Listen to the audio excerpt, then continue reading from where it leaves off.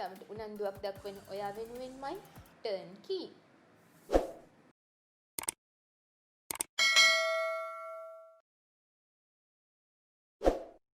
අද ඔයාලා එකතු වෙන්නේ අපේ lesson 19 එක්කලා.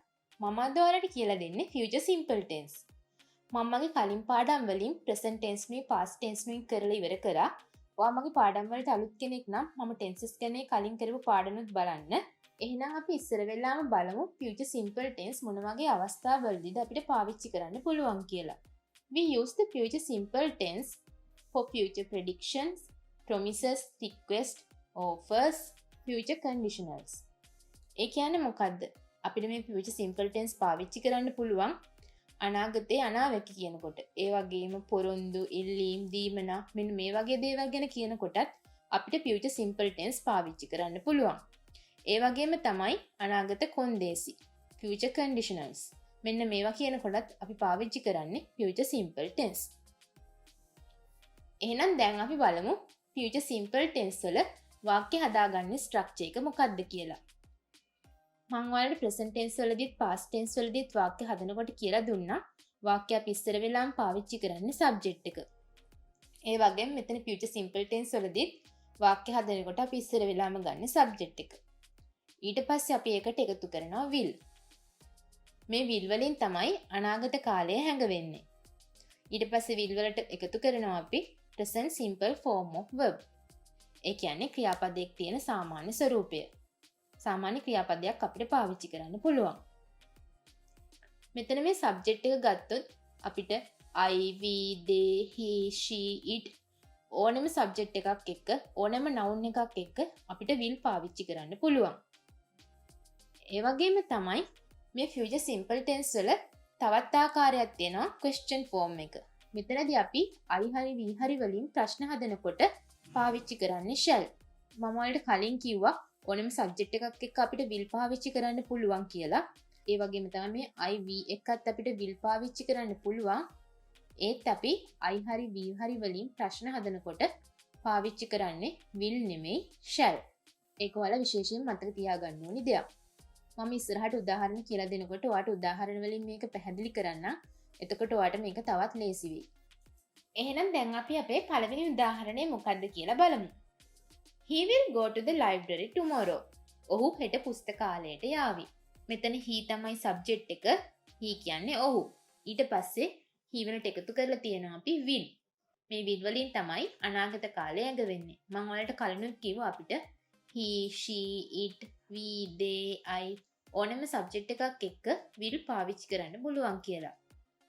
ඒ will වලට පස්සේ අපි එකතු කරලා තියෙනවා go. එතකොට මේ වාක්‍ය verb එක තමයි will go කියලා කියන්නේ. He will go to the library tomorrow. library කියන්නේ පුස්තකාලය. tomorrow හෙට. ඔහු හෙට පුස්තකාලයට යාවි. ඊළඟට අපි කොහොමද කියන්නේ ඔහු හෙට පුස්තකාලයට නොයාවි කියලා? නෑ කියලා කියනකොට කොහොමද අපි මේ future tense පාවිච්චි කරන්නේ? He will not go to the library tomorrow. ඔහු හෙට පුස්තකාලයට නොයාවි. මෙතනදී අපි කරලා තියෙන්නේ will වලට පස්සේ not එකතු කරලා තියෙනවා. මේ not වලින් තමයි නෑ කියලා අඟවන්නේ. He will not go to the library tomorrow. ඔහු හෙට පුස්තකාලයට නොයාවි. මේ වාක්‍ය අපිට තවත් විදිහකට කියන්න පුළුවන්. He won't go to the library tomorrow. එතනදී මොකද්ද කරේ? එතනදී අපි will වලට not එකතු කරලා ඒක කෙටි කරනවා won't කියලා. will not එකට එකතු කරාම won't කියලා තමයි අපි කියන්නේ. WONT won't. ඊළඟට දැන් අපි බලමු මේ future simple tense වල ප්‍රශ්නයක් හදන්නේ කොහොමද කියලා. Will he go to the library tomorrow? ඔහු හෙට පුස්තකාලයට යාවිද? මෙතනදී අපි කරලා තියෙන්නේ ප්‍රශ්නය අහන නිසා will වාක්‍ය මුලට අරගෙන go වාක්‍ය මැද ඉතුරු කරලා තියෙනවා. Will he go to the library tomorrow? ඔහු හෙට පුස්තකාලයට යාවිද? ඊළඟට නොයාවිද කියලා අපි කොහොමද ප්‍රශ්නය අහන්නේ? Won't he go to the library tomorrow? ඔහු හෙට පුස්තකාලයට නොයාවිද? මෙතනදී අපි මොකද්ද කරේ? මෙතනදී අපි will වලට not එකතු කරා. ඒක අපි කෙටි කරනවා won't කියලා. ඒ won't වාක්‍ය මුලට අරගෙන go වාක්‍ය මැද ඉතුරු කරනවා. ප්‍රශ්නේ හදන නිසා තමයි අපි won't වාක්‍ය මුලට අරගන්නේ. Won't he go to the library tomorrow? ඔහු හෙට පුස්තකාලයට නොයාවිද? දැන් අපි බලමු අපේ ඊළඟ උදාහරණය මොකක්ද කියලා. I will play badminton with my brother. මම මගේ සහෝදරයා සමග බැඩ්මින්ටන් ක්‍රීඩා කරાવી. මේක තමයි මේකේ තේරුම. I කියන්නේ මම, play කියන්නේ ක්‍රීඩා කරනවා, badminton with කියන්නේ සමග, my brother මගේ සහෝදරයා. I will play badminton with my brother. මම මගේ සහෝදරයා සමග බැඩ්මින්ටන් ක්‍රීඩා කරાવી. මේ වාක්‍යයේ සබ්ජෙක්ට් එක තමයි I කියලා කියන්නේ. I වලට පස්සේ අපි එකතු කරලා තියෙනවා will. will වලට පස්සේ අපි play කියන verb එක එකතු කරලා තියෙනවා.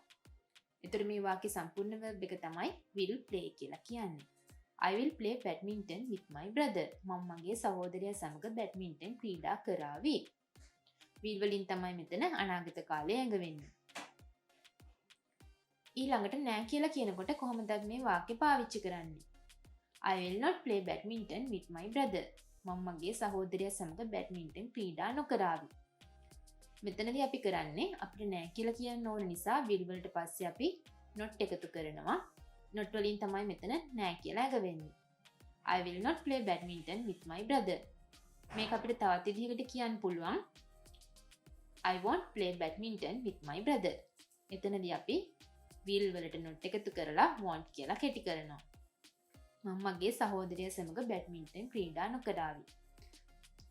ඊළඟට අපි මේ වාක්‍යයෙන් ප්‍රශ්නේ හදන්නේ කොහොමද? Shall I play badminton with my brother? මම මගේ සහෝදරයා සමග බැඩ්මින්ටන් ක්‍රීඩා කරાવીද?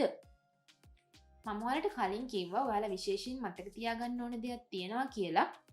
අපිට ඕනම සබ්ජෙක්ට් එකක් එක්ක will පාවිච්චි කරන්න පුළුවන් වුණාට අපි I වලින් හරි V වලින් හරි ප්‍රශ්නයක් හදනකොට අපි පාවිච්චි කරන්නේ will නෙමෙයි shall. ඒ නිසා තමයි මම මෙතනදී shall පාවිච්චි කරලා තියෙන්නේ. මෙතනදී මම කරලා තියෙන්නේ ප්‍රශ්නේ හදන නිසා shall වාක්‍ය මුලට අරගන්නවා, play වාක්‍ය මැද ඉතුරු කරනවා. Shall I play badminton with my brother? මම මගේ සහෝදරයා සමග බැඩ්මින්ටන් ක්‍රීඩා කරાવીද? ඊළඟට අපි බලමු මෙතන නැත යන අර්ථයේ ප්‍රශ්නේ හදන්නේ කොහොමද කියලා. Won't I play badminton with my brother? මම මගේ සහෝදරයා සමග බැඩ්මින්ටන් ක්‍රීඩා නොකරાવીද? මෙතනදී මොකද්ද කරලා තියෙන්නේ? will වලට not එකතු කරලා ඒක අපි want කියලා කෙටි කරනවා. ඒක වාක්‍ය මුලට අරගන්නා ප්‍රශ්නේ හදන නිසා play වාක්‍ය මැද ඉතුරු කරනවා. Won't I play badminton with my brother? මම මගේ සහෝදරයා සමග බැඩ්මින්ටන් ක්‍රීඩා නොකරાવીද? මෙතනදී අතරම අපි නැත යන අර්ථයේ ප්‍රශ්නේ හදනකොට shall පාවිච්චි කරන්නේ. එතකොට අපි සාමාන්‍ය විදිහට will තමයි පාවිච්චි කරන්නේ. අපි ප්‍රශ්නයක් අහනකොට තමයි I හරි V හරි එක්කලා shall පාවිච්චි කරන්නේ. නැත යන අර්ථයේ ප්‍රශ්නයක් හදනකොට අපි I හරි V හරි එක්කලත් ඕනම සබ්ජෙක්ට් එකක් එක්ක ඕනම noun එකක් එක්ක අපි පාවිච්චි කරන්නේ will not, want. මේ future simple tense පැහැදිලි වෙන්න මම ඔයාලට තවත් උදාහරණයක් කියලා දෙන්නම්. She will arrange a party for her birthday. ඇය ඇයගේ උපන්දිනයට සාදයක් සූදානම් කරાવી. මේ වාක්‍යය මොකද්ද සබ්ජෙක්ට් එක? මේ වාක්‍යයේ සබ්ජෙක්ට් එක තමයි she.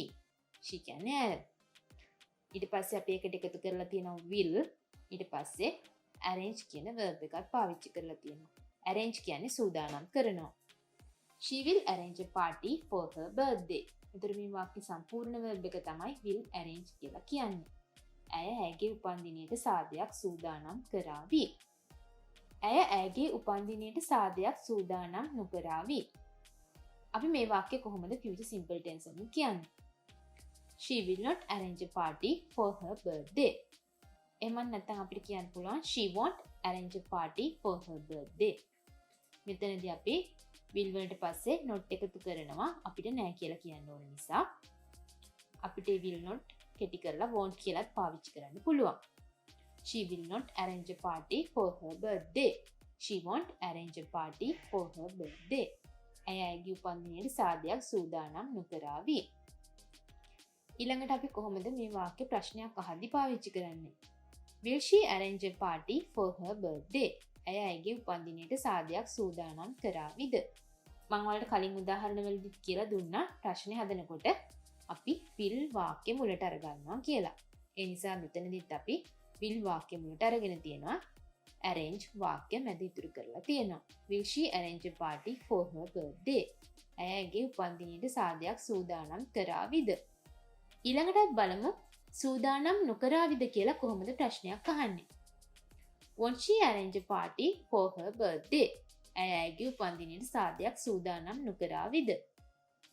මෙතනදී අපි කරලා තියෙන්නේ will වලට not එකතු කරනවා. ඒ not එකතු කරන්න අපි නෑ කියලා ළඟ වන්න ඕන නිසා will not කෙටි කරනවා won't කියලා. ප්‍රශ්නේ හදන නිසා අපි won't වාක්‍ය මුලට අරගන්නවා. arrange වාක්‍ය මැද ඉතුරු කරනවා. won't she arrange a party for her birthday? ඇයගේ උපන්දිනයට සාදයක් සූදානම් නොකරාවිද? මම දැන් ඔයාලට මේ future simple tense වලට උදාහරණ 3ක් කියලා දුන්නා.